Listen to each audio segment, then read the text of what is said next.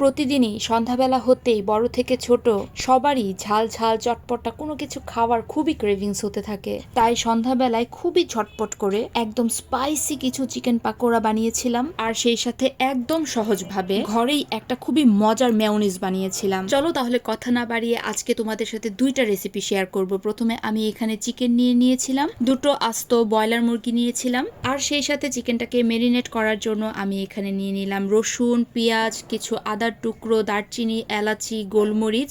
এগুলোকে ভালো করে ব্লেন্ড করে একটা সাইডে রেখে দিব। এরপর চিকেনের মধ্যে একদম স্পাইসি বানানোর জন্য বেশ কিছুটা শুকনো মরিচের গুঁড়ো দিয়ে দিব, ঝালটা যার যার পছন্দ অনুযায়ী। এরপর ওই যে ব্লেন্ড করে রাখা মশলাটা দিয়ে দিব, পেঁয়াজ, রসুন, আদা বাটাটা, আর সেই সাথে আস্ত একটা লেবুর রস দিয়ে দিলাম, অল্প একটু চিনি দিয়েছি, পরিমাণ মতো লবণ দিয়েছি। এইবার আমরা বাঙালিরা হাত ছাড়া তো একদমই কোনো কিছু কাজ করতে পারি না, তাই হাত দিয়ে ভালো করে মাংসটাকে সুন্দর করে মেখে টেখে সুন্দর করে মেরিনেট করে রেখে দেবো হাফ অ্যান আওয়ারের জন্য, বা এর থেকে বেশিও রাখা যেতে পারে।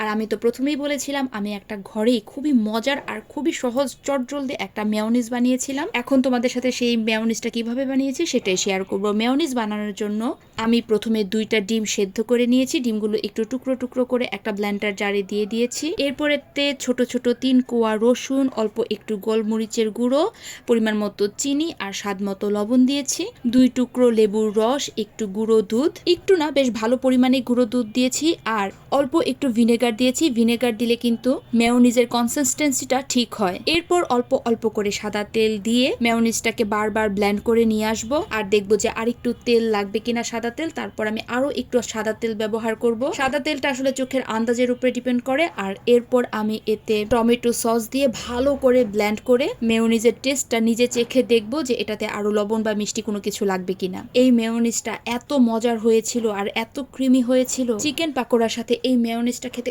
অসম্ভব মজার ছিল। ব্যাস, আমার মেয়োনিজ বানানো একদম কমপ্লিট। এবার আমি চিকেন পাকোড়াগুলো করব। তার জন্য আমি আস্ত একটা মুরগি ডিম দিয়ে দিলাম, অল্প একটু কর্নফ্লাওয়ার দিয়ে দিলাম, একটু ময়দার গুঁড়ো দিয়েছি। আমার ঘরে চালের গুঁড়ো ছিল না, তাই চালটা আমি একটু ব্লেন্ড করে মানে চাল বাটা দিয়েছি, তাহলে চিকেন ফ্রাইটা খুবই ক্রিস্পি হয়। এরপর এটাকে ভালো করে মেখে অনেকটা ডুবো তেলে চিকেন পাকোড়াগুলো ভাজতে হবে। একটা ফ্রাইং প্যানের মধ্যে আমি বেশ অনেকটা একদম তেল দিয়ে দিয়েছি, সাদা তেল। এরপর আমি আস্তে আস্তে করে একটা একটা করে চিকেন পাকোড়াগুলো ডুবো তেলের মধ্যে দিয়ে দিব, আর একদম মিডিয়াম আঁচে চিকেন পাকোড়াগুলো ধীরে ধীরে সুন্দর একটা রং হওয়া পর্যন্ত ভাজবো।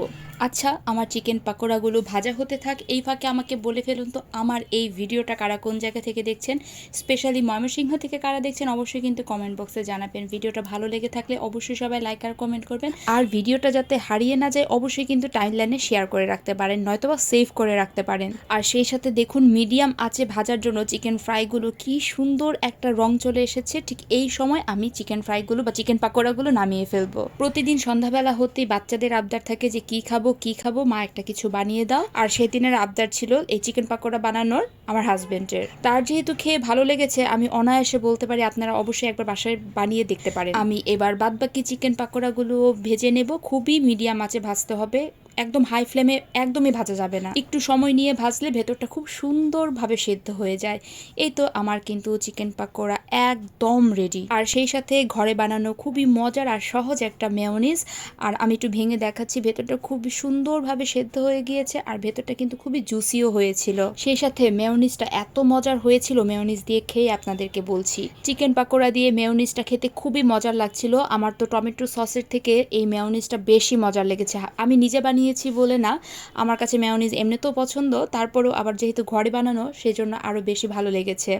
এইভাবে কিন্তু মেয়োনিজ বানিয়ে অবশ্যই ঘরে ডিপ ফ্রিজে সংরক্ষণ করতে পারেন। নর্মাল ফ্রিজে হলে খুব বেশি দিন থাকে না, তবে ডিপ ফ্রিজে বেশ অনেক দিন মেয়োনিজ থাকে। খুবই মজার হয়েছিল, আমার তো টমেটো সসের থেকে বেশি ভালো লেগেছিল মেয়োনিজটা। তো সন্ধ্যাবেলার জন্য রেডি তো সবাই। চিকেন পাকোড়ার রেসিপি কিন্তু দেয়া কমপ্লিট। আপনাদের যদি ভালো লাগে অবশ্যই বাসায় একবার ট্রাই করতে পারেন, সেই সাথে মেয়োনিজটা একবার ঘরে বানাতে পারেন। তো আজকের ভিডিওটা এই পর্যন্তই। So tata.